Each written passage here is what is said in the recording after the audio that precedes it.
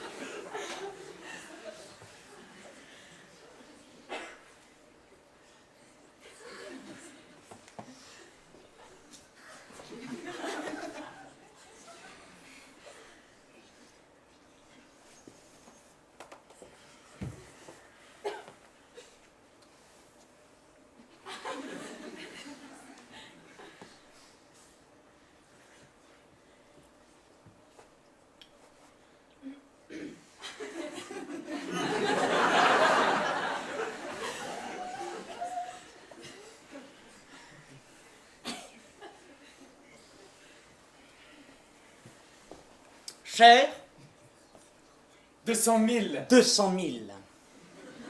Huntington me le reprend à 22. Yes, Huntington. je connais pas. Huntington. La galerie Huntington. La galerie Huntington te le reprend à 22. Mais non, pas la galerie. Huntington lui-même. Pour lui. Pourquoi ce n'est pas Huntington qui l'a acheté? Parce que tous ces gens ont intérêt à vendre à des particuliers. Il faut que le marché circule. Ouais. Alors? Tu n'es pas bien, là? Attends, regarde-le d'ici. Ah, tu aperçois les lignes.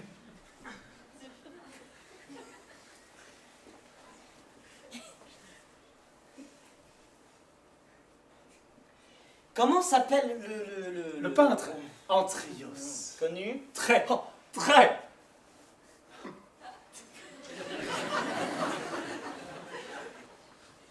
Serge, tu n'as pas acheté ce tableau 200 000 francs. Mais mon vieux, c'est le prix. Eh, c'est un Antrios. Tu n'as pas acheté ce tableau 200 000 francs. J'étais sûr que tu passerais à côté. Tu as acheté cette merde 200 000 francs.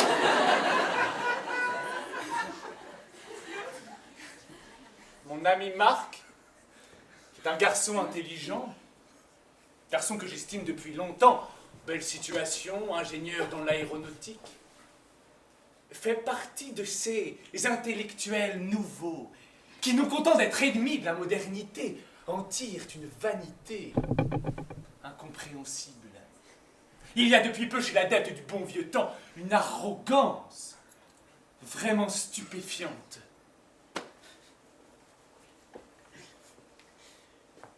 Comment peux-tu dire cette merde? Enfin, ris, vieux, c'est prodigieux que tu as acheté ce tableau. Que tu trouves cet achat prodigieux, tant mieux. Que ça te fasse rire, bon. Mais j'aimerais savoir ce que tu entends par cette merde. Tu plaisantes. Pas du tout. Cette merde. Par rapport à quoi quand on dit que telle chose est une merde? C'est qu'on a un critère de valeur pour estimer cette chose. Mais à qui tu parles? À qui tu parles en ce moment? Tu ne t'intéresses pas à l'art contemporain. Tu ne t'y es jamais intéressé. Tu n'as aucune compétence dans ce domaine. Donc comment peux-tu affirmer que tel objet, qui obéit à des lois que tu ignores, est une merde?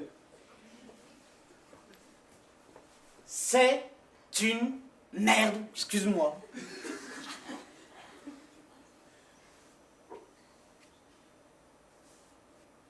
Il n'aime pas le tableau? Bon. Aucune tendresse dans son attitude. Aucun effort. Aucune tendresse dans sa manière de condamner. Un rire perfide. Un rire qui sait tout mieux que tout le monde. J'ai haï ce rire.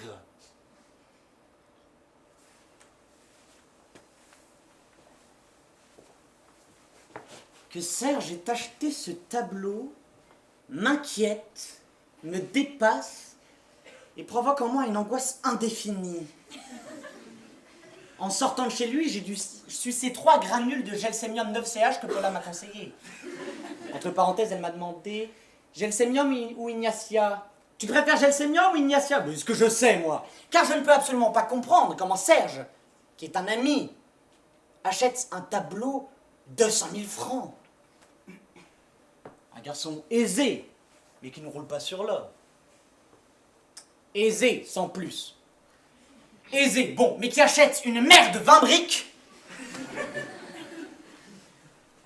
Il faut que je m'en réfère à Yvan, qui est notre ami commun. Ouais, en parler à Yvan. Quoique, Yvan est un garçon tolérant, ce qui en matière de relations humaines est le pire défaut. Yvan est tolérant parce qu'il s'en fout. Si Yvan tolère que Serge achète une merde 20 briques, c'est qu'il se fout de Serge, c'est clair.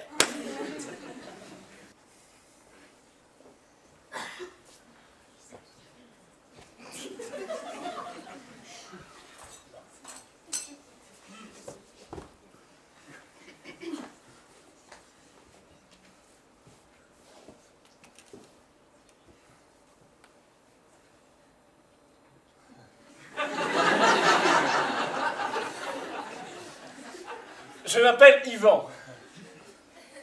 Je suis un peu tendu, car après avoir passé ma vie dans le textile, je viens de trouver un emploi de représentant dans une papeterie en gros. Je suis un garçon sympathique. Ma vie professionnelle a toujours été un échec, et je vais me marier dans 15 jours, avec une gentille fille, brillante et de bonne famille.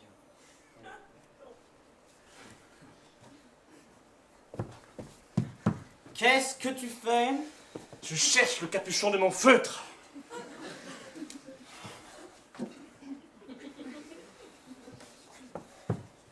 Bon, arrête! Je serrais ce capuchon il y a 5 minutes.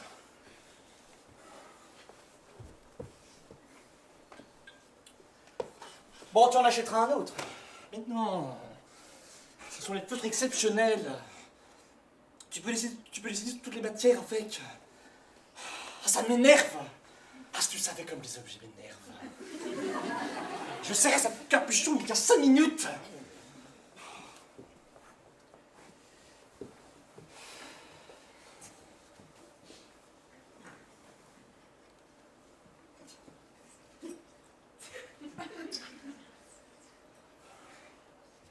Vous allez vous installer ici?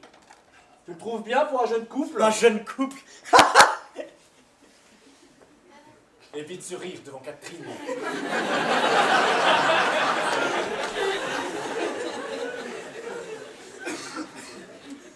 La papeterie? Bien, j'apprends. Tu as maigri? Un peu.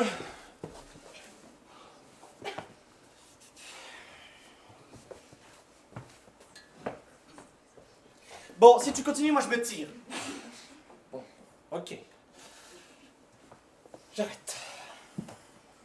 Tu veux voir quelque chose? Un Perrier, si tu as. Tu as vu Serge ces derniers temps? Pas vu, non? Et toi? Vu hier. En forme? Très. Il s'est acheté un tableau. Ah bon? Mhm. Beau? Blanc. Blanc. Blanc. Représente-toi un tableau de 80 par 80 peint en blanc, entièrement blanc, en diagonale de fines rayures transversales blanches, tu vois, et peut-être une ligne horizontale en complément vers le bas. Et comment tu les vois? Pardon? Les lignes blanches, puisque le fond est blanc, comment tu vois les lignes? Parce que je les vois, parce que, mettons que le blanc soit légèrement gris, enfin il y a des nuances dans le blanc est plus ou moins blanc. Ne t'énerve pas! Et pourquoi tu t'énerves? Tu cherches tout de suite la petite bête, tu ne me laisses pas finir. Alors?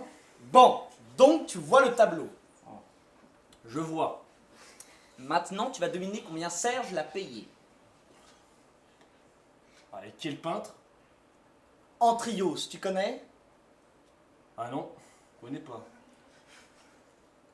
Il est coté? J'étais sûr que tu poserais cette question. Ah bah logique. Non, pas logique. Ah si c'est logique, tu te demandes de deviner le prix, tu sais bien que le prix est en fonction de la cote du peintre. Je ne te demande pas d'évaluer ce tableau en fonction de tel ou tel critère. Je ne te demande pas une évaluation professionnelle. Je te demande ce que toi, Yvan, tu donnerais pour un tableau blanc agrémenté de quelques rayures blanc cassées. 0 centime. Bien. Et maintenant, Serge, articule un chiffre au hasard. 10 000?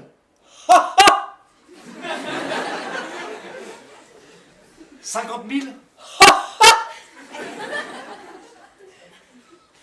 Et 100 000? Vas-y, vas-y. 15? 20? 20. Non. 20 briques. Non. Si. 20 briques? 20 briques. Il est dingue! N'est-ce pas?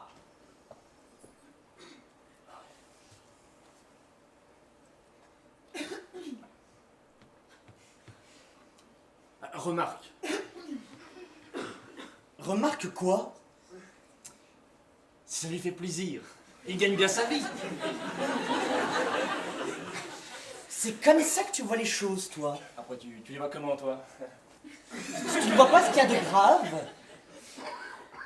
Tu ne vois que l'extérieur. C'est curieux que tu ne vois pas ce qu'il y a de grave dans cette histoire. Mais qu'est-ce qu'il y a de grave? Tu ne vois pas ce que ça traduit. Des noix de cajou. Tu ne vois pas que subitement, de la manière la plus grotesque qui soit, Serge se prend pour un collectionneur. Désormais, notre ami fait partie du Gotha des grands amateurs d'art. Mais non. Bien sûr que non. À ce prix-là, on ne fait partie de rien. Mais Serge, lui, le croit. Ah oui. Et ça ne te fait rien. Ah non.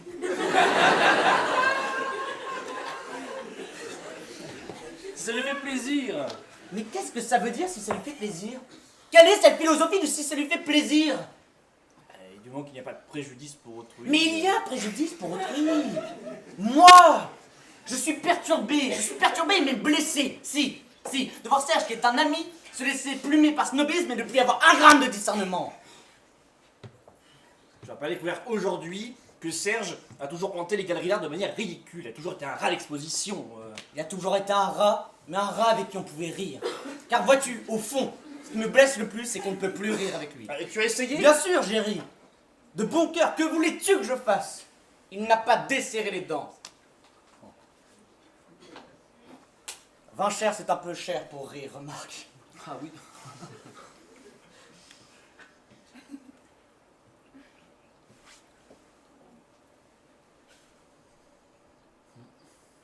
Redonne encore des noix. Avec moi, il rira. M'étonnerait. Il rira. Tu verras.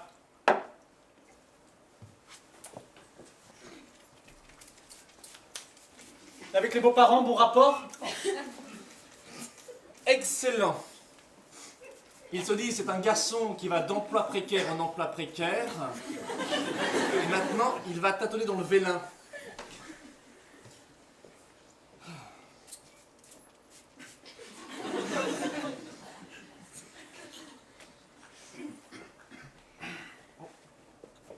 J'ai un truc sur la main là. C'est quoi?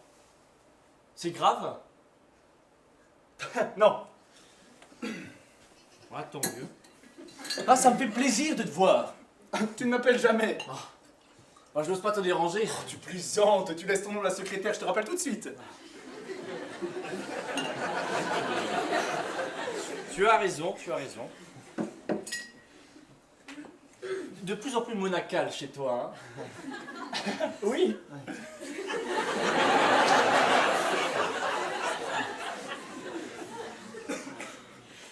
Tu as vu Marc récemment? Non, pas récemment, non. Tu l'as vu, toi? Oui, il y a 2-3 jours. Ah bon? Et il va bien? Oui, sans plus. Ah bon? Non, mais il va bien. Non. Je l'ai eu au téléphone la semaine dernière, il avait l'air bien. Hein. Ben oui, oui, il va bien. Non, tu avais l'air de dire qu'il allait pas très bien. Mais pas du tout, je t'ai dit qu'il allait bien. Ah, tu as dit sans plus. Oui, sans plus, mais il va bien.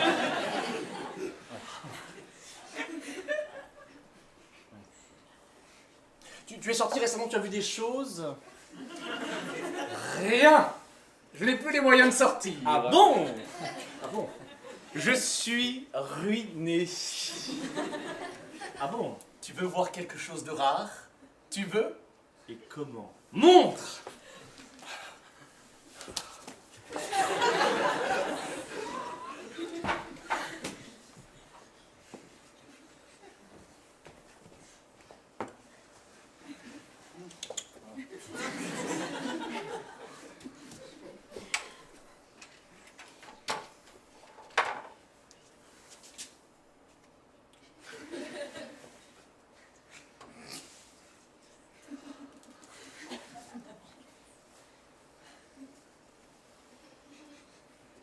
Ah oui!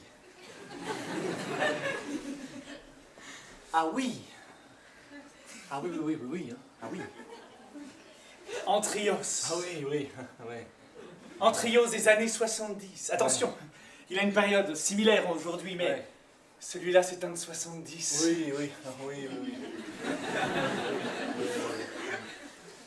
oui. Cher? Dans l'absolu, oui. En réalité, non. Il te plaît? Oui, ah oui, oui, oui, hein. Ah oui. Évident. Ah, évident, hein. Et un peu... magnétique. Ouais, c'est ça.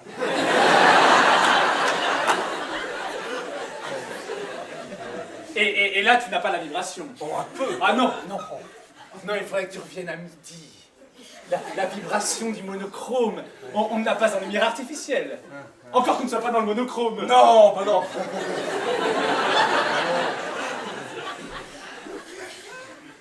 Combien? 200 000. Eh oui. Et oui. Oui. Maintenant, fabrique. Ouais. Tu sais que Marc a vu ce tableau? Ah bon? Atterré.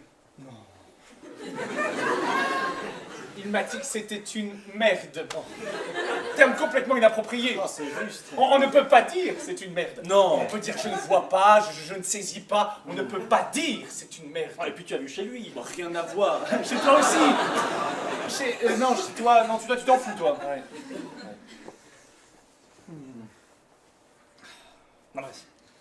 Marc est un garçon classique, hein. C'est un classique, comment veux-tu? Il s'est mis à rire d'une manière sardonique, sans l'ombre d'un charme, sans l'ombre d'un humour. Marc est impulsif, tu vas pas le découvrir. Il n'a pas d'humour. Et avec toi, je ris. Avec lui, je suis glacé. Bon, il est un peu sombre en ce moment, c'est vrai. Je ne lui reproche pas de ne pas être sensible à cette peinture. Il n'a pas l'éducation pour. Il y a tout un apprentissage qu'il n'a pas fait parce qu'il n'a jamais voulu le faire, parce qu'il n'avait pas de penchant particulier, peu importe. Ce que je lui reproche, c'est son ton, sa suffisance, son absence de tact. Je lui reproche son indélicatesse. Je ne lui reproche pas de ne pas s'intéresser à l'art contemporain, je m'en fous, je l'aime au-delà. Mais lui aussi. Non, non, non, non, non, non, non, non. J'ai senti chez lui l'autre jour une sorte de condescendance, de raillerie aigre. Non. Oh, mais sire, ne sois pas toujours à essayer d'aplanir les choses. Cesse de vouloir être le grand réconciliateur du genre humain. Et admets que Marx nécrose. Car Marx nécrose.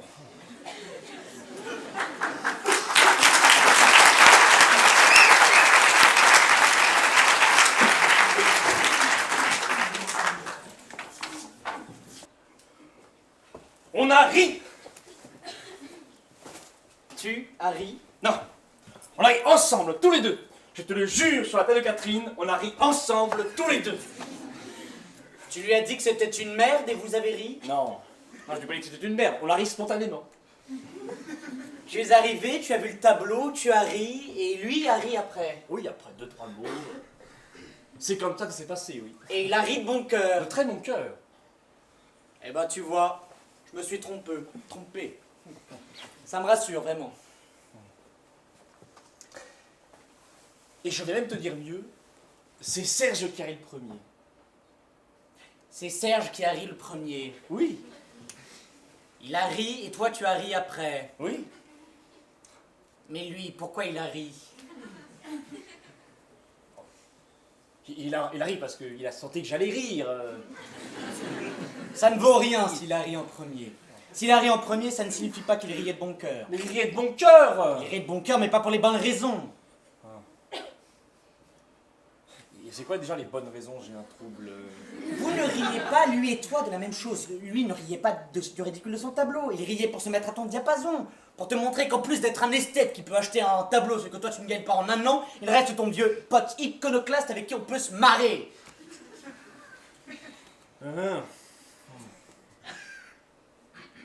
Tu sais, Oui? tu vas être étonné. Hein. Oui. Je n'ai pas aimé, mais je n'ai pas détesté ce tableau. Mais bien sûr. On ne peut pas détester l'invisible. On ne déteste pas le rien. Non, non. Il y a quelque chose. Il y a quelque chose. Et qu'est-ce qu'il y a? Mais ce n'est pas rien, il y a quelque chose. Tu plaisantes. Je suis pas aussi sévère que toi. C'est une œuvre, il y a une pensée derrière tout ça. Une pensée. Une pensée. Et quelle pensée? C'est l'accomplissement d'un cheminement. C'est un tableau, c'est une œuvre qui s'inscrit dans un parcours. Oh, rire. Oh, tu répètes toutes les conneries de Serge. Chez lui, c'est navrant, mais chez toi, c'est d'un comique. Tu sais, Marc, tu devrais te méfier de ta suffisance. Tu deviens aigri et antipathique. Tant mieux. Plus je vais, plus je souhaite déplaire. Ah, bravo. Une pensée. Ce que tu vois est une merde, mais rassure-toi, il y a une pensée derrière. Tu crois qu'il y a une pensée derrière ce tableau? Non, hein, trop évocateur, trop dit, tout est sur la toile, il ne peut pas y avoir de pensée. Ah, c'est bien, tu t'amuses. Une pensée. Serge, dis-moi les choses, comment tu les sens, toi? Je ressens une vibration. Tu ressens une vibration?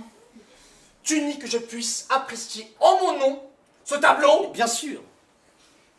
Mais pourquoi? Mais parce que je te connais, parce que, outre tes égarements d'indulgence, tu es un garçon sain. On peut pas en dire autant te concernant. Yvan, regarde-moi dans les yeux. Je te regarde. Tu es ému par ce tableau? Non. Réponds-moi. Demain, tu te maries avec Catherine et tu reçois en cadeau de mariage ce tableau. Tu es content? Tu es content? Bien sûr que je ne suis pas content. Je ne suis pas content, mais d'une manière générale, je ne suis pas un garçon qui peut dire je suis content. Je cherche. Je cherche un événement dont je pourrais dire de ça, je suis content. Es-tu content de te marier? M'a dit un jour bêtement ma mère. Es-tu seulement content de te marier? Oh, sûrement, maman, sûrement. Comment ça, sûrement? On est content, on n'est pas content? Que signifie sûrement?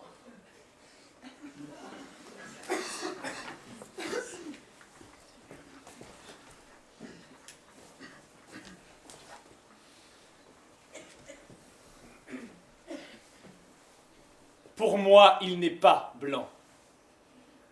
Enfin, quand je dis pour moi, je veux dire objectivement. Objectivement, il n'est pas blanc. Il a un fond blanc avec toute une peinture. Dans les gris, il y a même du rouge. On peut dire qu'il est très pâle. Et il serait blanc, il ne me plairait pas. Marc le voit blanc. C'est sa limite. Marc le voit blanc parce qu'il s'est enferré dans l'idée qu'il était blanc. Yvan, non. Yvan voit qu'il n'est pas blanc. Marc peut penser ce qu'il veut. Je l'emmerde!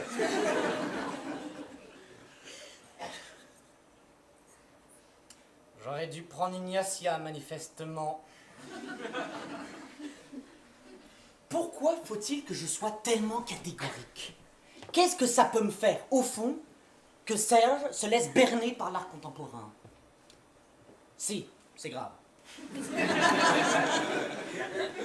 Mais je dois le lui dire autrement, lui trouver un ton plus conciliant. Si je ne supporte pas physiquement que Serge achète un tableau blanc, je dois au contraire éviter de l'agresser. Je dois lui parler gentiment. Désormais, je lui dirai gentiment les choses. Tu es prête à rire? Dis, Yvan a aimé l'Antrios. où est-il? Yvan, L'Antrios. tu veux le revoir? Montre-le. J'étais sûr que tu y reviendrais.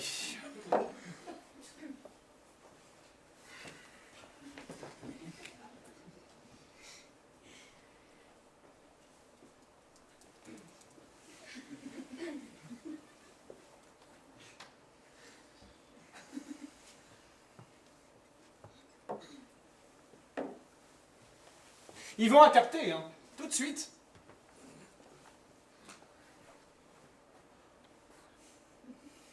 Bon, on va pas s'appesantir sur cette œuvre, la vie est brève. Tiens, au fait, as-tu lu ça? Oh, lis-le, chef-d'œuvre. Modernissime. Tu lis ça, tu n'as plus besoin de lire autre chose. Entre le cabinet, l'hôpital et Françoise qui a décrété que je devais voir les enfants tout le week-end. Nouveauté de Françoise, les enfants ont besoin de leur père. Je n'ai plus une minute à moi. Je suis obligé d'aller à l'essentiel. Comme en peinture, finalement, où tu as abandonné toute forme et couleur. C'est de scorie. Oui. Encore que je puisse aussi apprécier une peinture plus figurative. Par exemple, ton hippo flamand. Très agréable. Oh, qu'est-ce qu'il a de flamand? C'est une vie de Carcassonne. Mais enfin, il a un petit goût flamand, là. Les fenêtres, la vue. Peu importe, il est très joli. Il ne vaut rien, tu sais. Oh, mais ça, on s'en fout. D'ailleurs, Dieu seul sait combien vaudra un jour l'Antrios.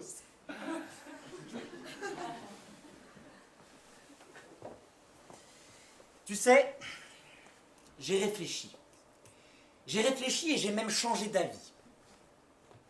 L'autre jour, en conduisant dans Paris, j'ai pensé à toi et je me suis dit, est-ce qu'il n'y a pas, au fond, une véritable poésie dans l'acte de Serge? Est-ce que cette livrée, cet achat incohérent n'est-il pas véritablement poétique? Comme tu es doux aujourd'hui, je ne te reconnais pas. Tu as pris un petit ton suave, subalterne, qui ne te va pas du tout d'ailleurs. Non, non, je t'assure, je fais amende honorable. Amende honorable. Et pourquoi? Je suis trop nerveux, je vois les choses au premier degré, je suis trop épidermique, je manque de sagesse, si tu veux. Lysénèque. Tu vois, là, par exemple, tu me dis Lysénèque et je pourrais être exaspéré. Je pourrais être exaspéré par le fait que toi, dans cette discussion, tu me dises Lysénèque. C'est absurde. Non, non, ce n'est pas absurde. Ah bon? Non, parce que tu crois déceler. Enfin, je n'ai pas dit que j'étais exaspéré. Tu as dit que tu pourrais. Oui, que je pourrais. Tu pourrais être exaspéré et je le comprends.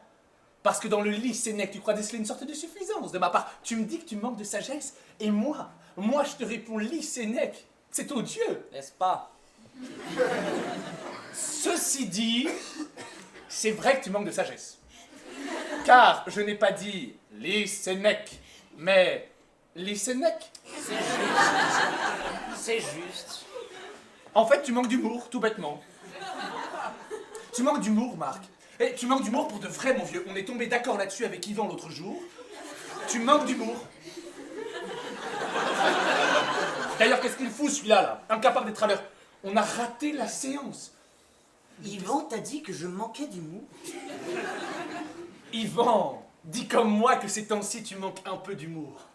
La dernière fois que vous vous êtes vus, Yvan a dit qu'il aimait beaucoup ton tableau et que je manquais d'humour. Ah oui. Oui, oui, ça, le tableau, beaucoup, vraiment, et sincèrement.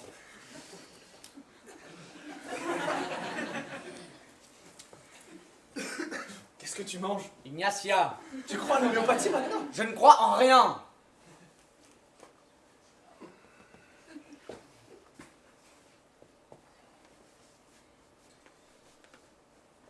Tu ne trouves pas qu'Yvan a beaucoup maigri? Elle aussi. Ça les ronge ce mariage.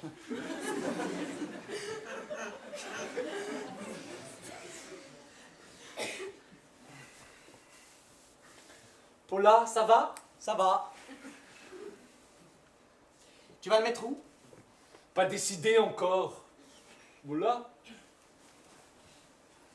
Là. Trop ostentatoire. Tu vas l'encadrer? Non, non, non, non, non, non. Ah bon? Non, ça ne s'encadre pas. Ah. Volonté de l'artiste, ça ne doit pas être arrêté. Il y a un entourage, viens voir. Tu vois? Oui, c'est du sparadrap. Non. Et c'est une sorte de craft confectionné par l'artiste. C'est amusant que tu dises l'artiste. Mais tu voudrais que je dise quoi? Tu dis l'artiste, tu pourrais dire que le peintre, ou comment il s'appelle, Antrios. Oui. Tu dis l'artiste comme une sorte... Enfin bref, ça n'a pas d'importance. Qu'est-ce qu'on va voir? Et si on va voir quelque chose de plus consistant cette fois-ci? Oui, il est 8 heures. On a raté toutes les séances. C'est inimaginable que ce garçon, il n'a rien à foutre, tu es d'accord, soit continuellement en retard. Alors qu'est-ce qu'il fout? Allons dîner. Oui. Hein, bientôt 8h05, on avait rendez-vous entre 7 et 7h30. Tu disais, je dis l'artiste comme quoi? Oh, j'allais dire une connerie. Ah non, dis. Tu dis l'artiste comme une sorte de divinité, une entité intouchable. Mais pour moi, c'est une divinité. Eh, mais tu crois pas que j'aurais claqué cette fortune pour un vulgaire mortel? C'est sûr. Lundi, je suis allé à Beaubourg. Devine combien il y avait d'entrios à Beaubourg. 3. 3 entrios à Beaubourg. C'était pas de temps. Et le mien n'est pas moins beau. Bon, je te propose quelque chose. Si Yvan n'est pas là dans exactement 3 minutes, on fout le camp d'ici. J'ai découvert un accident lyonnais. Pourquoi tu es à cran comme ça? Je ne suis pas à cran. Si, tu es à cran. Non, je ne suis pas à cran. Enfin, si, je suis à cran. Parce que c'est inadmissible ce laxisme, cette incapacité à la contrainte. En fait, je t'énerve et toi tu te venges sur le pauvre Yvan. Le pauvre Yvan. Tu te fous de moi? Oh, tu ne m'énerves pas, pourquoi tu m'énerverais? Il m'énerve, c'est vrai. Ah, il m'énerve. Il a un petit ton douceâtre, un petit sourire entendu derrière chaque mot. On a l'impression qu'il s'efforce de rester aimable. Mais ne reste pas aimable, mon vieux, ne reste pas aimable surtout. Serait-ce l'antrios, l'achat de l'antrios qui aurait déclenché cette gêne entre nous? Un achat qui n'aurait pas eu sa caution? Mais je me fous de sa caution. Je me fous de ta caution, Marc!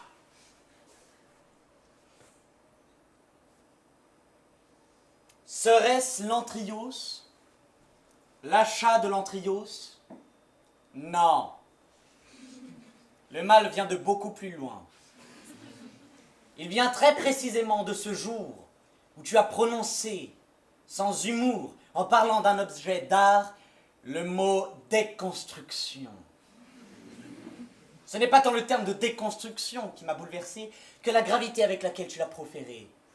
Tu as dit, sérieusement, sans humour, sans un soupçon d'ironie, déconstruction. Toi, mon ami. Ne sachant comment affronter cette situation, j'ai lancé que je devenais misanthrope et tu m'as rétorqué. Mais qui es-tu? D'où parles-tu? D'où es-tu en mesure de t'exclure des autres? M'a rétorqué Serge de la manière la plus infernale et la plus inattendue de sa part. Qui es-tu pour t'estimer supérieur? Ce jour-là, j'aurais dû lui envoyer mon poing dans la gueule. et lui dire, une fois au sol, moitié mort: et toi, Serge, qui es-tu? Quelle sorte d'ami es-tu qui n'estime pas son meilleur ami supérieur?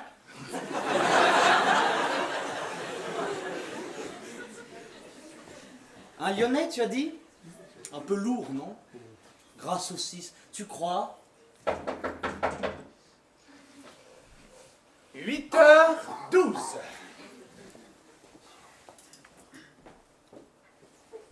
Alors, dramatique. Dramatique. Problème insoluble.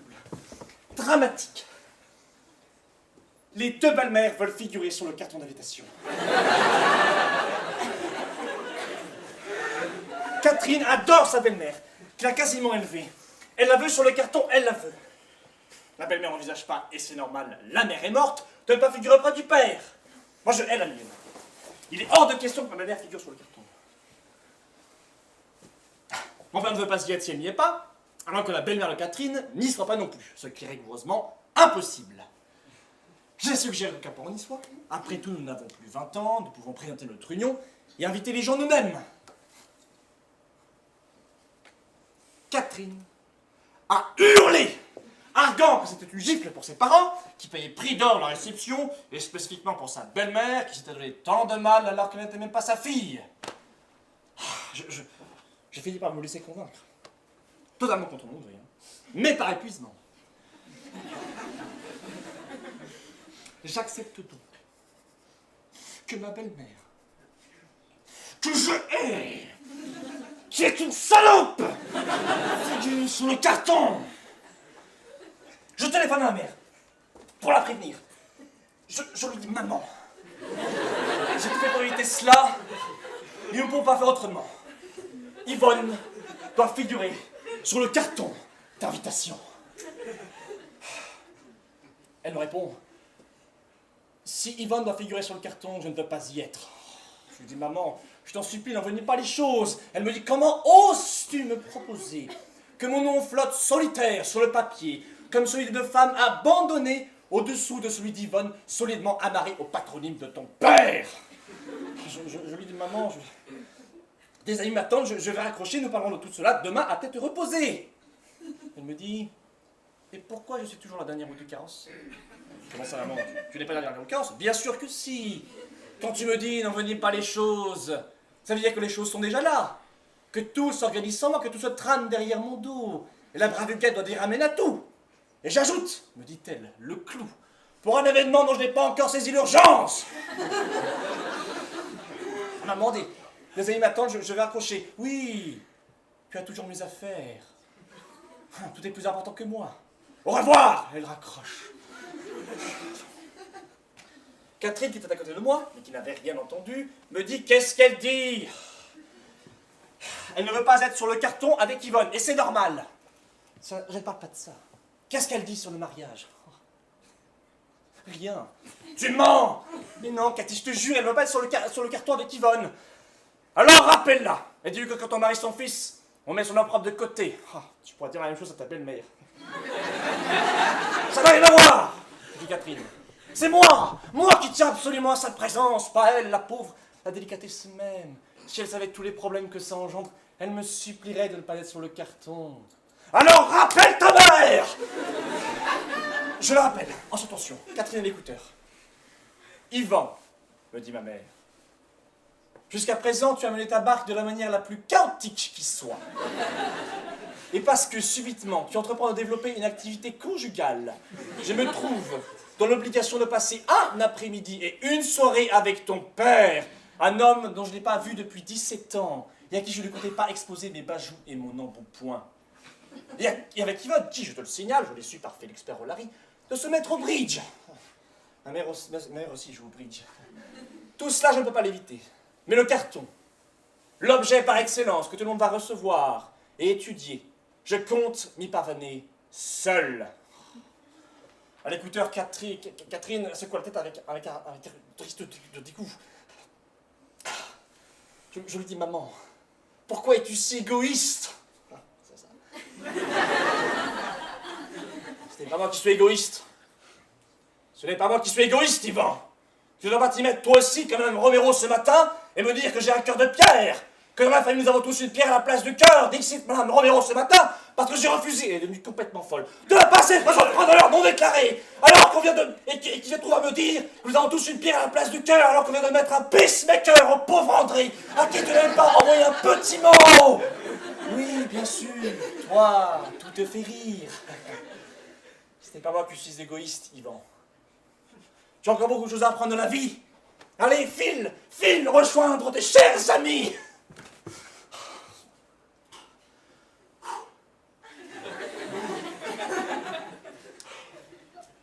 Et alors? Et alors rien. Rien n'est résolu, j'ai raccroché. Mini-drame avec Catherine, écourté parce que j'étais en retard. Pourquoi tu te laisses emmerder par toutes ces bonnes femmes? Pourquoi je me laisse emmerder? Mais je n'en sais rien, elles sont folles. Tu as maigri. Ah, bien sûr. J'ai perdu 4 kilos, uniquement par angoisse. Les Sénèques.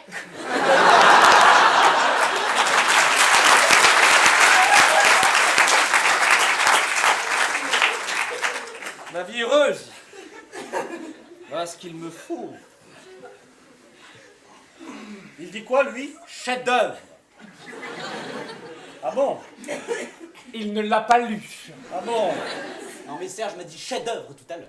J'ai dit chef-d'œuvre parce que c'est un chef-d'œuvre. Oui. C'est un chef-d'œuvre. Oui, pourquoi tu prends la mouche? Tu as l'air d'insinuer que je dis chef-d'œuvre à tout bout de champ. Mais pas du tout. Tu as dit ça avec une sorte de ton narquois. Pas du tout. Si, chef-d'œuvre, avec un ton. Mais pas du tout, pas du tout. Par contre, tu as ajouté le mot modernissime. Oui, et alors? Tu as dit modernissime, comme si moderne était le nec plus ultra du compliment. Comme si, parlant d'une chose, on ne pouvait pas dire plus haut, plus définitivement haut que moderne. Et alors? Et alors, rien. Et je n'ai pas fait mention du issime, tu auras remarqué, moderne-issime. Tu me cherches aujourd'hui. Pas du tout. Vous n'allez pas vous engueuler, hein? Ce serait le comble. Tu ne trouves pas ça extraordinaire qu'un homme qui écrit il y a près de 2000 ans soit toujours d'actualité? Si, c'est le propre des classiques. Ah, mais question de mots. Bon, qu'est-ce qu'on fait? Le cinéma, c'est foutu, j'imagine. Désolé. On va dîner? Serge m'a dit que tu étais très sensible à son tableau.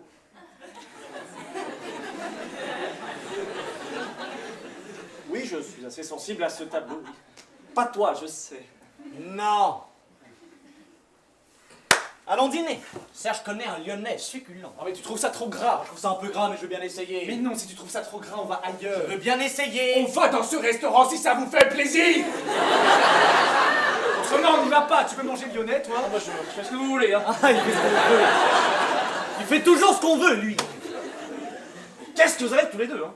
C'est vraiment bizarre ce soir. Non, mais il a raison. Tu pourrais un jour avoir une opinion à toi. Écoutez, les amis, si vous comptez me prendre comme tête de turc, moi, je me tire, hein. J'ai assez en dîner aujourd'hui.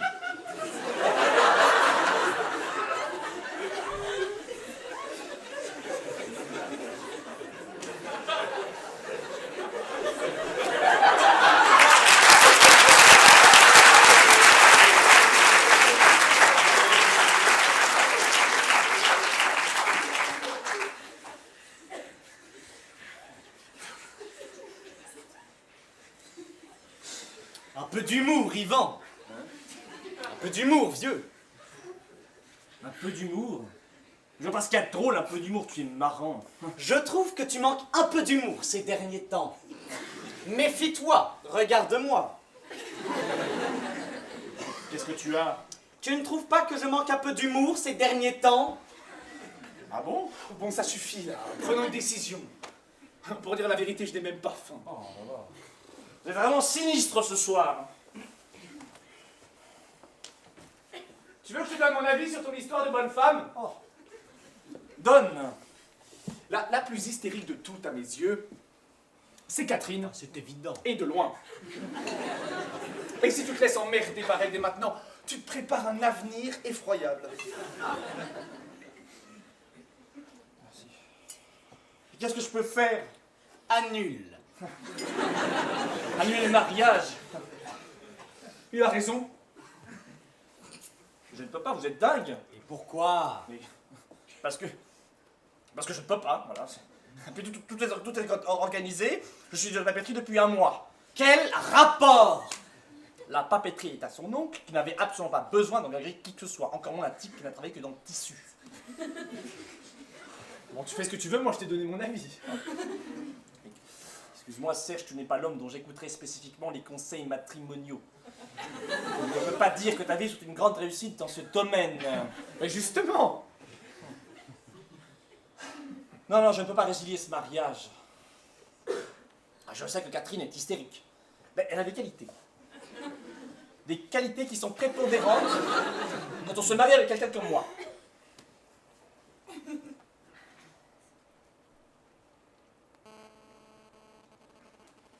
Tu vas le mettre où? Je ne sais pas encore.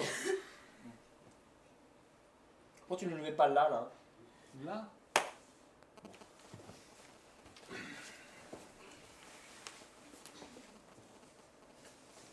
Non, pas parce que là il serait trop écrasé par la lumière du jour. Ah oui. C'est-à-dire, j'ai pensé à toi l'autre jour au magasin. On a présenté 500 affiches d'un type qui peint des fleurs blanches, complètement blanches, hein, sur un fond blanc. L'Antrios n'est pas blanc. Ah bien sûr, mais c'était pour dire. Tu trouves que l'Antrios n'est pas blanc, Yvan? Non, pas tout à fait. Et tu y vois quoi comme couleur? Oh, je vois des couleurs, je vois du... Je vois du jaune, du gris, des lignes un peu ocre. Et tu es ému par ces couleurs. Vous avez personne par ces couleurs, oui. Yvan, tu n'as pas de consistance. Tu es un être hybride et flasque. Pourquoi tu es agressif avec Yvan comme ça? Comment peux-tu, Yvan, devant moi, Yvan? Mais devant toi quoi? Ces couleurs me touchent, oui, ne t'en déplaise. Et cesse de vouloir tout régenter.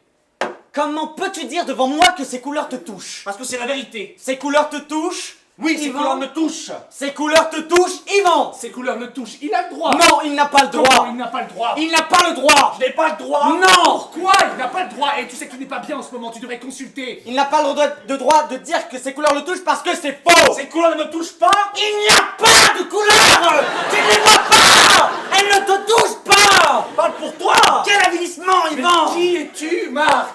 Qui es-tu pour imposer ta loi? Oh, un type qui n'aime rien, oh, qui méprise tout le monde, qui met son point d'honneur à ne pas être un homme de son temps. Mais qu'est-ce que ça veut dire, être un homme de son temps? Ouais, ciao, moi je m'en vais. Hein. Où tu vas, toi? Je m'en vais, mais pas pourquoi est-ce que je devrais subir aux vapeurs? Mais reste, tu vas pas commencer à te draper. Si tu t'en vas, tu lui donnes raison. Un homme de son temps est un homme qui vit dans son temps. Quelle connerie. Comment peut-on vivre dans un autre temps que le sien? Explique-moi. Un homme de son temps, c'est quelqu'un dont on pourra dire dans 20 ans, dans 100 ans, qu'il est représentatif de son époque. Et pourquoi faire? Comment, pourquoi faire? Bah, à quoi ça me sert qu'on dise de moi un jour il a été représentatif de son époque? Oh mais mon vieux, ce n'est pas de toi dont il s'agit, mon pauvre vieux. Toi, on s'en fout. Un homme de son temps, comme je te le signale, la plupart de ceux que tu apprécies, est un apport pour l'humanité. Un homme de son temps n'arrête pas l'histoire de la peinture à une vue hippoflammante de Cavaillon. Carcassonne. Oui, c'est pareil. Un homme de son temps participe à la dynamique intrinsèque de l'évolution. Et ça, c'est bien pour toi? Ce n'est ni bien ni mal. Pourquoi veux-tu moraliser? C'est dans la nature des choses. Donc toi, par exemple, tu participes à la dynamique intrinsèque de l'évolution? Oui.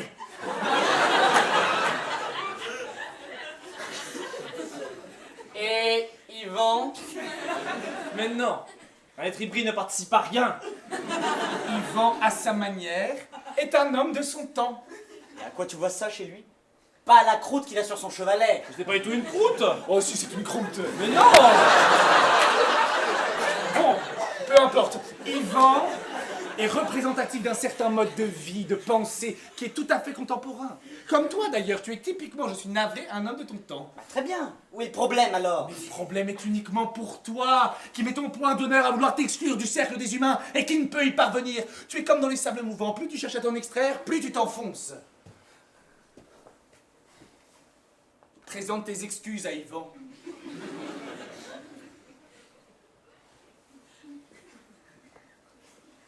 Yvan est un lâche.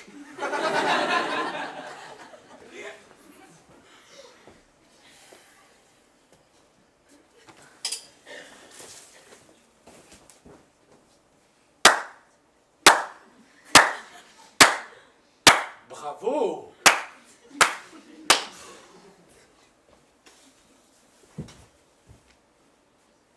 On ferait mieux de ne pas se voir du tout ce soir. Et je ferais mieux de partir aussi. Possible. Bon. C'est toi qui es un lâche. Tu t'attaques à un garçon qui est incapable de se défendre, et tu le sais très bien. Tu as raison. Tu as raison et ce que tu dis ajoute à mon effondrement. Tu vois, subitement je ne sais plus de quoi ma relation est faite avec ce garçon. Et Yvan a toujours été ce qu'il est. Non. Il avait une folie. Il était fragile, mais il était désarmant par sa folie. Et moi, Toi, quoi? qu'est-ce qui me relie à toi? Une question qui pourrait nous emmener loin. Allons-y. Ça m'embête d'avoir fait de la peine à Yvan. Ah, enfin une parole légèrement humaine dans ta bouche. D'autant que la croûte qu'il a sur son chevalet, je crains que ce ne soit son père qui l'ait faite. Ah bon? Merde.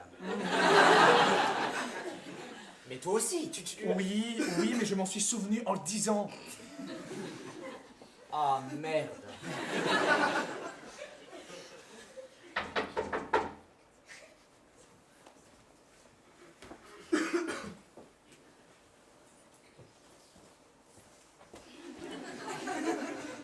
Le retour d'Yvan!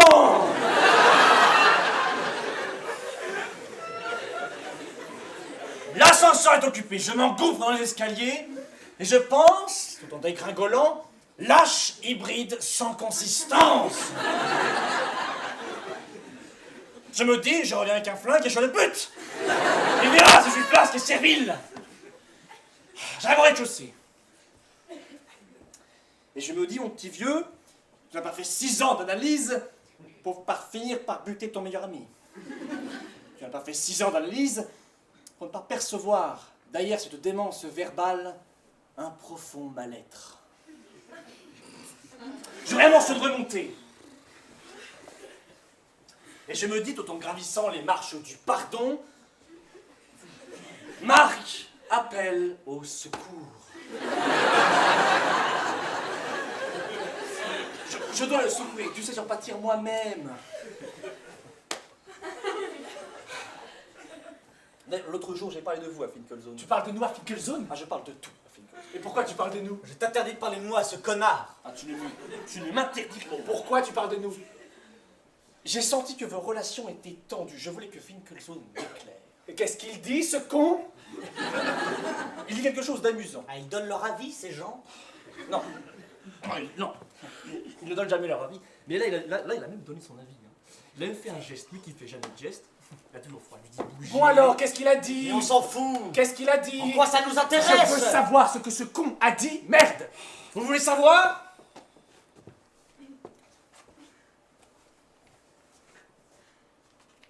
Ah, tu as pris des notes. J'ai pris des notes parce que c'est compliqué. Je lis. Ben, lis. Si je suis moi parce que je suis moi, et si tu es toi parce que tu es toi, alors je suis moi et tu es toi.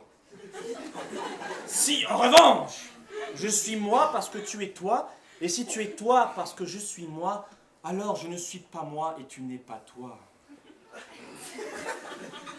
Vous comprenez que j'ai dû l'écrire. Tu le paies combien? 400 francs la séance, 2 fois par semaine. Joli. Et en liquide, car j'ai appris un truc, tu ne peux pas payer par chèque. Freud a dit, il faut que tu sentes les billets qui foutent le camp.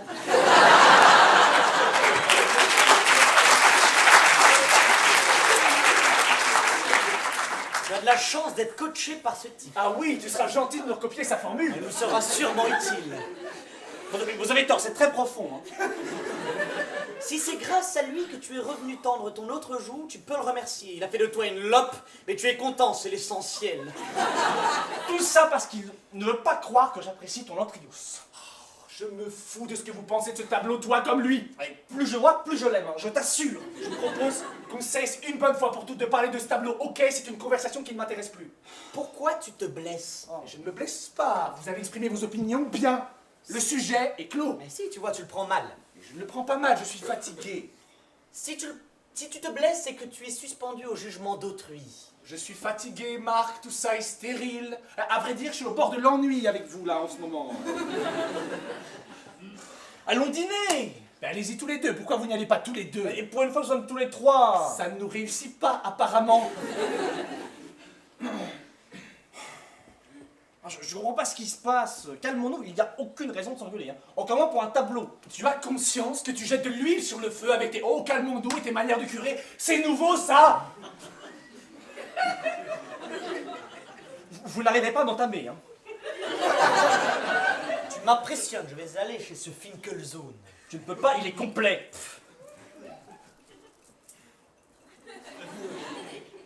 Tu manges quoi? J'ai le sémium.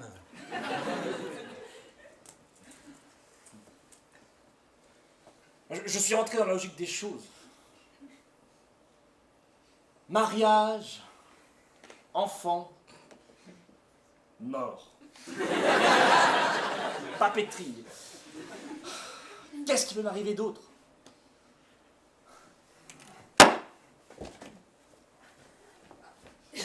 Nous ne sommes pas dignes de le regarder. Ou alors, tu as peur qu'avec mes yeux, tu finisses par l'observer. Oh non. Tu sais ce que dit Paul Valéry? Je vais mettre de l'eau à ton moulin. Oh, je me fous de ce que dit Paul Valéry. Tu n'aimes pas non plus Paul Valéry? Ne me cite pas Paul Valéry. Mais tu aimais Paul Valéry. Je me fous de ce que dit Paul Valéry. Mais c'est toi qui me l'as fait découvrir. C'est toi-même qui m'as fait découvrir Paul Valéry. Ne me cite pas Paul Valéry, je me fous de ce que dit Paul Valéry. Mais de quoi tu ne te fous pas? Que tu aies acheté ce tableau, que tu aies dépensé 20 briques pour cette merde. Tu vas pas recommencer, Marc.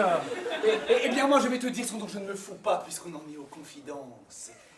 Je ne me fous pas de la manière dont tu as suggéré par ton rire et des insinuations que moi-même je trouvais cette œuvre grotesque.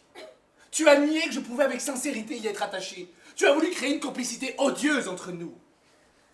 Et pour reprendre tes mots, Marc, c'est ça qui me relie moi à toi ces derniers temps. Ce permanent soupçon que tu manifestes. C'est vrai que je ne peux absolument pas comprendre que tu aimes sincèrement ce tableau. Mais pourquoi? Mais parce que j'aime Serge et que je ne peux pas aimer Serge achetant ce tableau. Pourquoi tu dis achetant? Pourquoi tu ne dis pas plutôt aimant? Mais parce que je ne peux pas dire aimant. Parce que je ne peux pas croire aimant. Alors achetant, pourquoi si je n'aime pas? C'est toute la question. Oh, mais regarde comment il me répond avec suffisance. Je joue au con, et lui, oh, il me répond avec la tranquille bouffissure du sous-entendu. Et tu n'as pas imaginé une seconde, au cas même improbable, où je puisse aimer vraiment, que je me blesse d'entendre ton avis catégorique, tranchant, complice dans le dégoût? Non.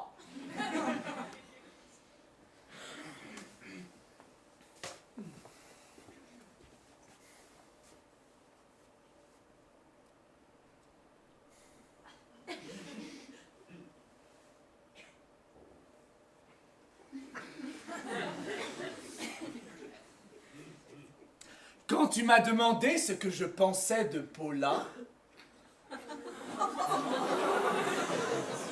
une fille qui m'a soutenu à moi pendant tout un dîner qu'on pouvait guérir de la maladie d'Ehlers dans l'os à l'homéopathie. Je ne t'ai pas dit que je la trouvais laide, rugueuse et sans charme. J'aurais pu.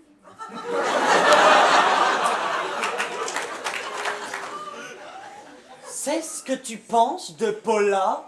À ton avis. Mais non, il ne pense pas ça. Réponds-moi. Est-ce que tu penses ce que tu viens de dire sur Paula? Au-delà même. Mais non. Au-delà, Serge? Au-delà du rugueux? Veux-tu m'expliquer l'au-delà du rugueux? Tu vois quand ça te touche personnellement, la saveur des mots et plus amer, on dirait. Serge, explique-moi l'au-delà du rugueux. Ne prends pas ton givre. Ne serait-ce que... Je vais te répondre. Il ne serait-ce que sa manière de chasser la fumée de cigarette. Sa manière de chasser la fumée de cigarette. Oui, sa manière de chasser la fumée de cigarette. Oh, un geste qui te paraît à toi insignifiant, un geste anodin, penses-tu? Pas du tout. Sa manière de chasser la fumée de cigarette est exactement au cœur de sa rugosité. Tu me parles de Paula. Une femme qui partage ma vie en ces termes insoutenables, tout ça parce que tu désapprouves sa manière de chasser la fumée de cigarette. Oui, sa manière de chasser la fumée de cigarette la condamne sans phrase. Serge, explique-moi avant que je perde tout contrôle de moi-même. C'est très grave ce que tu es en train de faire. Mais n'importe quelle femme dirait « Excusez-moi, la fumée me gêne un peu, pourriez-vous éloigner votre cendrier ?» Non, elle ne s'abaisse pas à parler. Elle dessine son mépris dans l'air. Un geste calculé, d'une lassitude un peu méchante, un mouvement de main qu'elle veut imperceptible, mais qui sous-entend fumer, fumer, c'est désespérant, mais à quoi bon le relever, et qui fait que tu te demandes si c'est toi ou la fumée qui l'indispose. Ouais, tu exagères. Tu vois, il ne dit pas que j'ai tort, il dit que j'exagère. Il ne dit pas que j'ai tort. Sa manière de chasser la fumée de cigarette révèle une nature froide, condescendante, fermée au monde. Ce que tu tends toi-même à devenir. Oh, c'est dommage, Marc. C'est vraiment dommage que tu sois tombé sur une femme aussi négative. Pour elle, pas négative. Serge, retire ce que tu viens de dire. Non. Mais si. Serge, retire ce que tu viens de dire. Ah, retire, c'est ridicule. Hein. Un couple aberrant à mes yeux. Un couple de fossiles. Bon, tire-toi. Ah, merde. Ah, merde. Ah, merde. Ah, merde. Ah, mais fais voir. Ah, j'ai mal. Ah, j'ai mal. Fais voir. Ah, j'ai mal. Ah, allez, allez. Attends. Oh, ça va, tu n'as rien. Ah, j'ai mal. Ah, j'ai mal.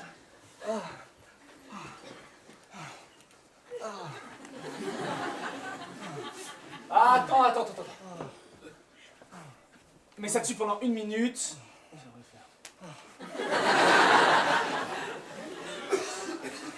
Vous êtes complètement anormaux tous les deux. D'entités normaux qui devraient être complètement cinglés. Bon, ça va, ne t'énerve pas. Ça se trouve, on avait crevé le top, hein. Oh, mais non. Qu'est-ce que tu en sais? Tu es pas au Torino? Non mais, des amis comme vous, des types qui ont fait les études. Bon, allez, calme-toi. Tu ne peux pas détruire quelqu'un juste parce que tu n'aimes pas sa façon de chasser la fumée de cigarette. Ben si. Mais ça n'a aucun sens. Oh, qu'est-ce que tu sais du sens de quoi que ce soit, toi? Agresse-moi. Agresse-moi encore.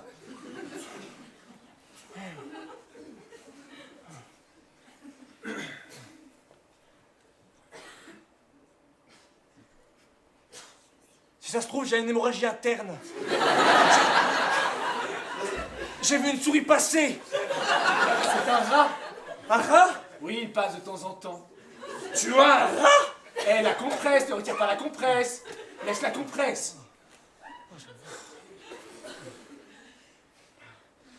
Mais je comprends pas ce qui se passe. Qu'est-ce qui s'est passé entre vous pour que vous soyez devenus démons à ce point?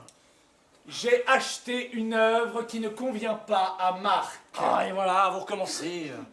Ah, mais vous êtes dans une spirale tous les deux, hein. Vous ne pouvez plus vous arrêter. Hein. On dirait moi avec Yvonne, la relation la plus pathologique qui soit. Qui est-ce? Ma belle-mère. Oh, ça faisait longtemps que tu nous en avais pas parlé. Pourquoi tu ne m'as pas dit tout de suite ce que tu pensais de Paula? Je ne voulais pas te peiner. Non. Quoi? Non. Quand je t'ai demandé ce que tu pensais de Paula, tu m'as répondu « Vous vous êtes trouvés ».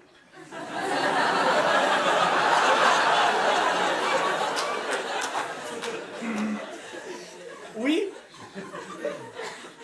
Et c'était positif dans ta bouche. Sans doute. Si, à cette époque-ci. Bon alors, qu'est-ce que tu veux prouver? Le procès que tu fais à Paula, en réalité le mien, penche du mauvais côté. Comprends pas. Si, tu comprends. Non? Depuis que je ne peux plus te suivre dans ta furieuse, quoique récente appétence de nouveauté, je suis devenu fermé au monde, condescendant, fossilisé. J'ai une vrille. Une vrille m'a traversé le cerveau. Tu veux une goutte de cognac? Je ne sais pas si l'alcool est... Parce que je crois pas que... Ah, si quelque chose est détraqué dans ton cerveau, tu crois pas que l'alcool est contre-indiqué? Alors tu veux une aspirine? Je ne sais pas si l'aspirine... Bon alors, qu'est-ce que tu veux?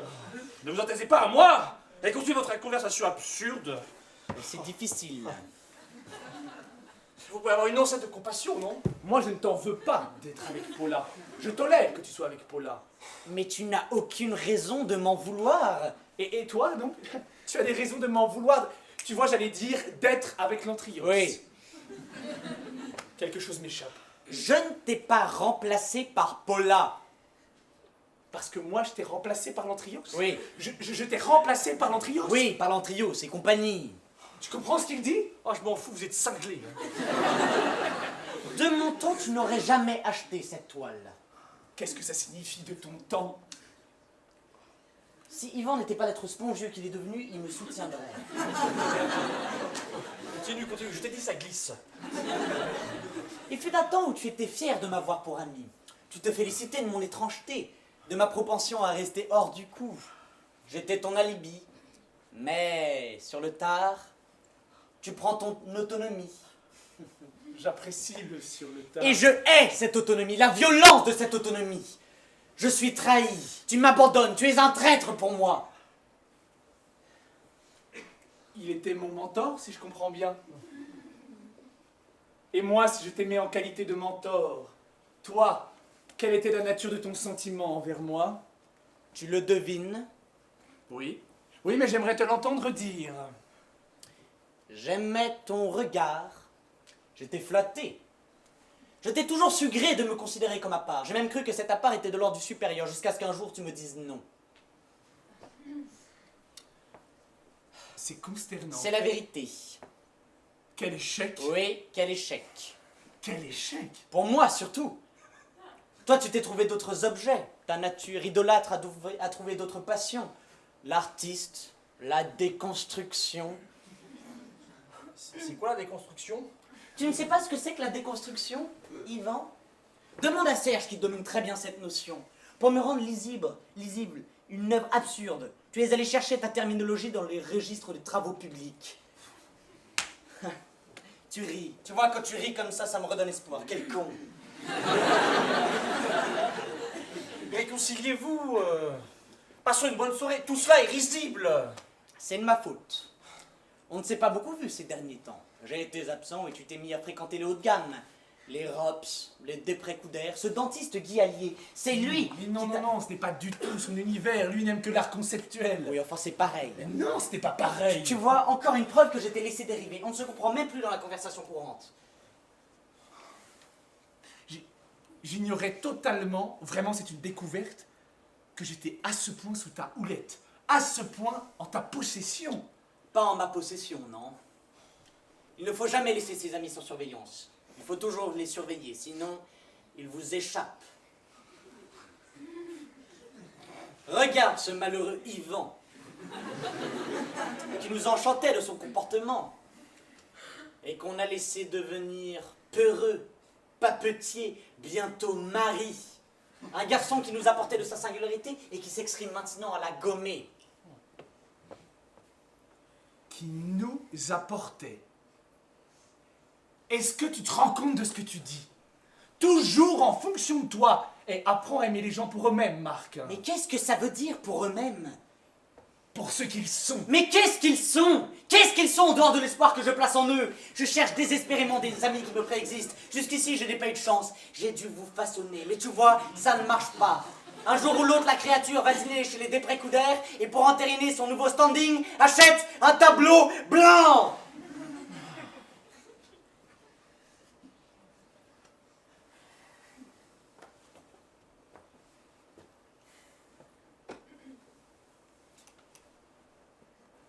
Donc nous voilà au bout d'une relation de 15 ans. Oui. Minable. Tu vois, si on avait réussi à converser calmement, ou plutôt, si j'avais réussi à m'exprimer en gardant mon calme... Ben oui. Non, rien. Ben si, parle, qu'on échange ne serait-ce qu'un mot dépassionné. Je ne crois pas aux valeurs qui régissent l'art d'aujourd'hui. La loi du nouveau, la loi de la surprise. La surprise est une chose morte, morte à peine conçue, Serge. Bon, et alors? C'est tout. J'ai aussi été pour toi de l'ordre de la surprise. Qu'est-ce que tu racontes? Une surprise qui a duré un certain temps, je dois dire. Philippe Clouseau est un génie. Hein. Je vous signale qu'il avait tout compris. J'aimerais que tu cesses d'arbitrer, Yvan, et que tu cesses de te considérer comme à l'extérieur de cette conversation. Tu veux me faire participer? Pas question. En quoi ça me regarde? Vous avez déjà crevé le tympan, alors réglez vos soucis maintenant tout seul, hein. Je lui ai peut-être crevé le tympan, je lui ai donné un coup très violent. Je t'en prie, pas de vantardise. Tu vois, Yvan, ce que je déteste chez toi, outre ce que j'ai déjà dit et que je pense, c'est ton désir de nous niveler. Égo, tu nous voudrais, pour mettre ta lâcheté en sourdine. Égo dans la discussion, égaux dans l'amitié d'autrefois. Mais nous ne sommes pas égaux, Yvan. Tu dois choisir ton camp. J'ai tout choisi. Ah, très bien. Je n'ai pas besoin d'un supporter. Oh, tu ne vas pas abandonner le pauvre garçon.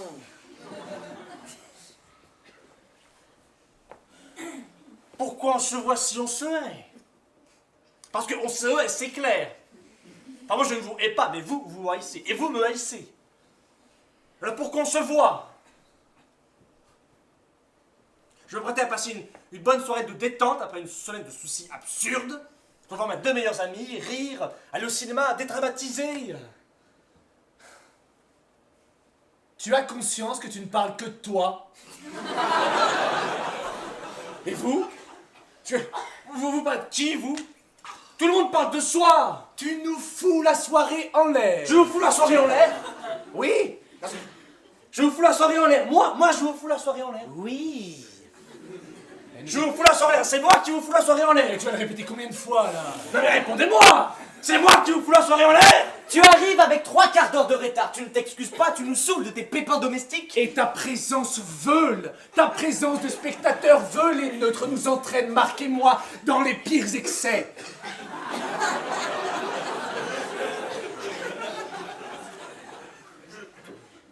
Toi aussi? Ah oui. Toi aussi tu t'y mets. Oui, parce que sur ce point, je suis entièrement d'accord avec lui. Tu crées les conditions du conflit. Ah, cette mièvre et subalterne voix de la raison que tu laisses entendre depuis ton arrivée est intenable. Vous savez que je peux pleurer, hein. Je veux mettre à pleurer, là. D'ailleurs, je ne suis pas loin. Pleure. Pleure. Pleure? Vous me dites pleure? Mais tu as toutes les raisons de pleurer. Tu vas épouser une gorgone, tu perds des amis que tu pensais éternels. Parce que ça y est, tout est fini. Mais c'est toi-même qui l'as dit, à quoi bon se voir si on se hait? Et mon mariage, vous êtes témoin, vous vous souvenez? Tu peux encore changer. Mais je ne peux pas, vous êtes inscrit. Tu peux en choisir d'autres derniers moments. On n'a pas le droit. Ah, et pourquoi? Bon, parce qu'on n'a pas le droit. Tu devrais annuler ce mariage. Ah, ça c'est sûr. Mais merde, mais qu'est-ce que je vous ai fait, merde? Qu'est-ce que je vous ai fait, merde? Oh, j'en ai marre.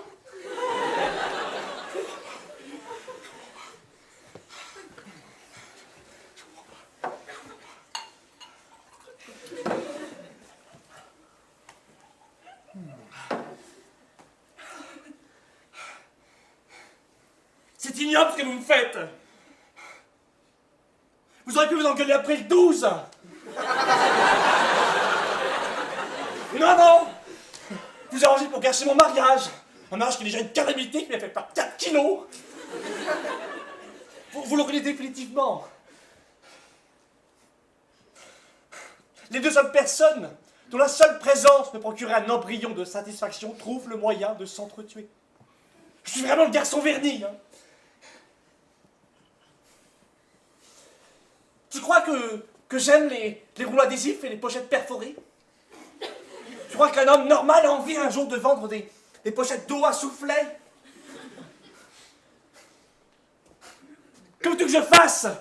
J'ai fait le con pendant 40 ans. Ah bien sûr, je t'amusais. J'ai amusé beaucoup mes amis avec mes conneries. Mais qui est seul le soir comme un rat? Qui rentre tout seul dans sa tanière le soir?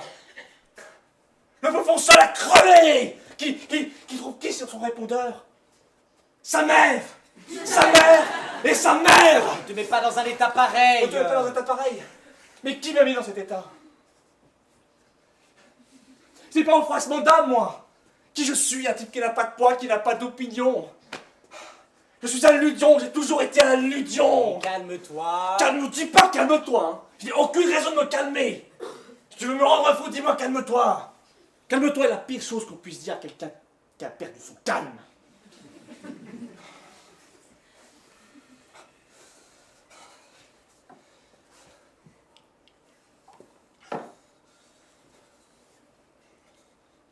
J'ai pas envie d'être comme vous. Je n'ai pas envie d'être d'une référence. Je n'ai pas envie d'avoir d'autorité. Je veux être votre ami. Yvan le Farfadet. Yvan le Farfadet. Si on pouvait ne pas tomber dans le pathétique.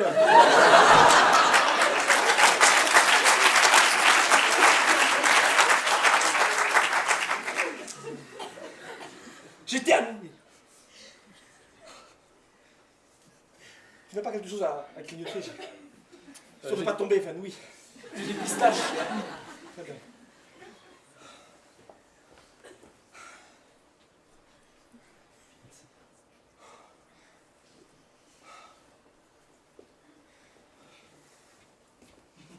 Merci. Tu en veux?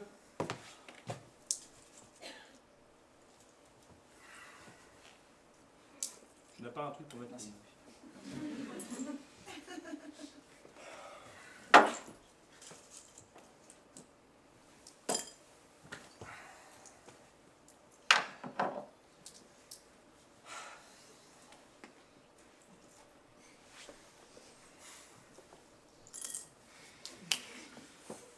On arrivait à de telles extrémités. Un cataclysme pour un panneau blanc.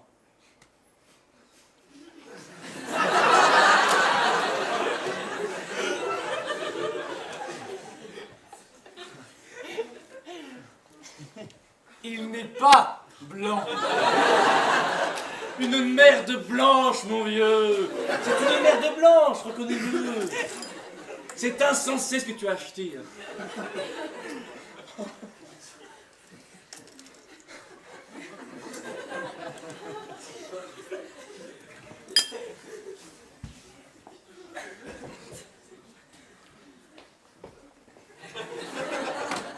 Tu as sur toi tes fameux feutres? Pourquoi faire? Tu as ou pas? Attends, j'arrive.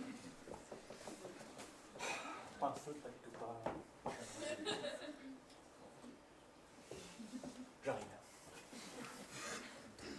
Peut-être de mon manteau, peut-être. Un bleu.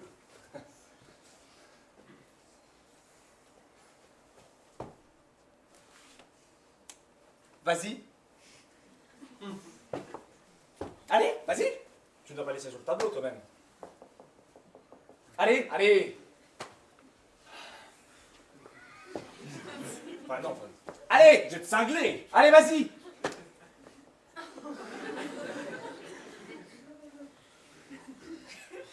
Mais non. Mais non. 200 000 francs.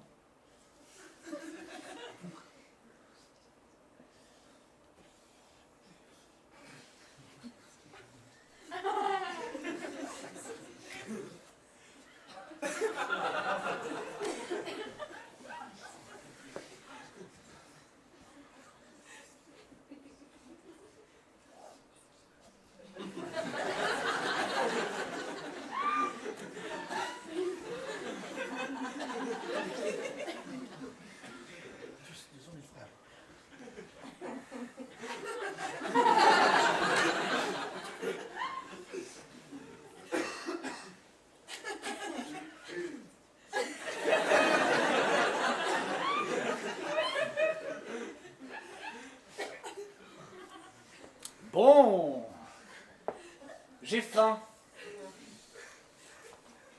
On va dîner.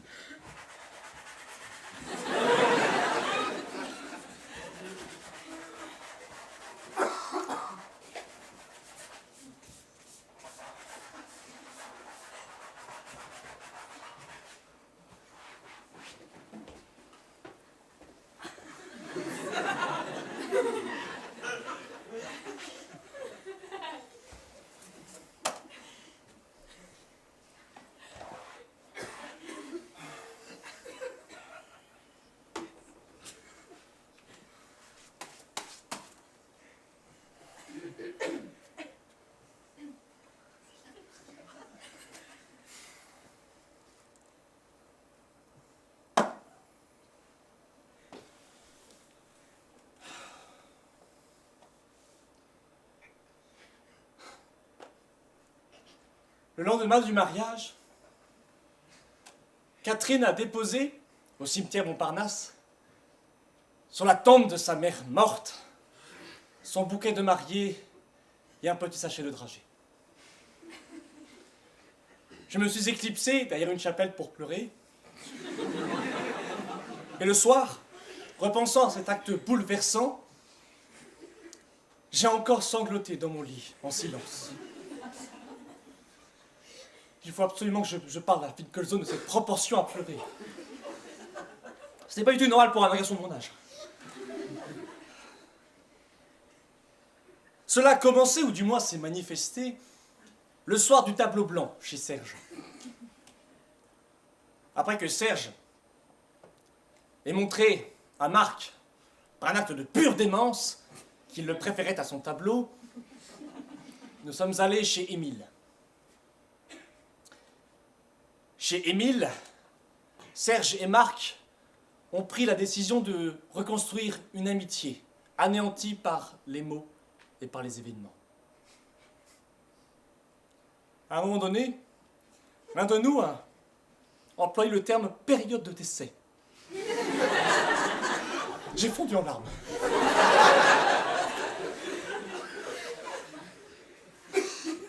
L'expression « période d'essai » appliquée à notre relation a provoqué en moi un séisme incontrôlé et absurde. À vrai dire, je ne supporte plus aucun discours rationnel. Tout ce qui a fait le monde, tout ce qui a été beau et grand dans ce monde, n'est jamais né d'un discours rationnel.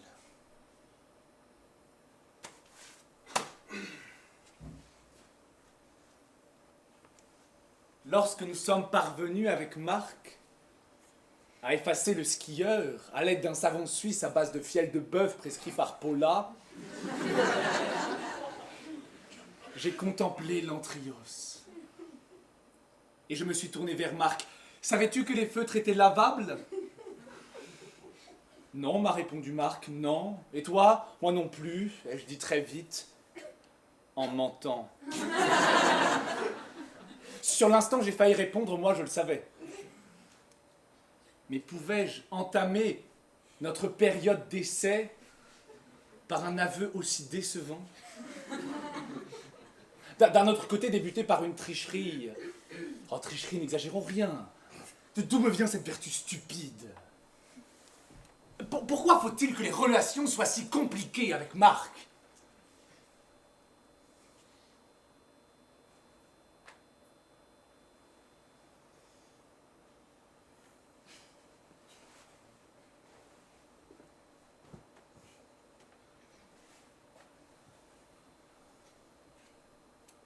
Sous les nuages blancs, la neige tombe. On ne voit ni les nuages blancs, ni la neige, ni l'éclat blanc et la froideur du sol. Un homme, seul, à ski, glisse La neige tombe jusqu'à ce que l'homme disparaisse et retrouve son opacité.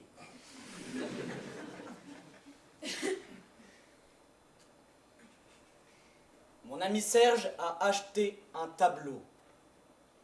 C'est une toile de 80 cm par 80 cm.